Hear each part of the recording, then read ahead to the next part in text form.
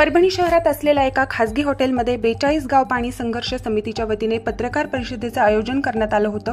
या पत्रकार परिषदेला रंगनाथ सोळंके, संतोष देशमुख यांच्यासह मानवत आणि परभणी तालुक्यातील शेतकरी उपस्थित होते।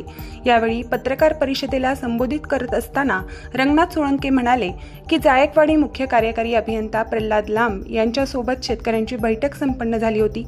या बैठकीत झालेल्या चर्चेमध्ये या ज्वलंत प्रश्नावर शासनाकडे सकारात्मक अहवाल सादर करण्यात येणार असल्याचे सांगण्यात आले। शासनाकडे अहवाल सादर करण्यात आला असून हा अहवाल सकारात्मक आहे आणि लवकरच यावर शासन निर्णय घेईल असे आज या पत्रकार परिषदेच्या माध्यमातून माहिती दिली आहे आणि लवकरच पाणी परिषद घेणार असल्याचे सांगितले। परभणी व मानवत तालुक्यातील 42 गावे पिण्याचे पाणी व सिंचन सुविधेपासून वंचित असल्याने या गावांना सिंचनाच्या सुविधा उपलब्ध करून देण्यात याव्यात असा अहवाल मुख्य कार्यकारी अधिकारी जायकवाडी प्रल्हाद लांब यांना शासनाकडे पाठवला आहे।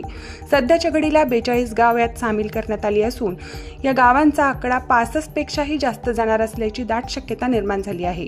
या पत्रकार परिषदेला 42 गाव पाणी संघर्ष समितीचे सर्व पदाधिकारी, शेतकरी उपस्थित होते। 54 गावांना शेतीसाठी हक्काचं पाणी मिळालं पाहिजे यासाठी आम्ही सर्व 54 गावातील शेतकरी एकत्र येत लढा उभा केलेला आहे।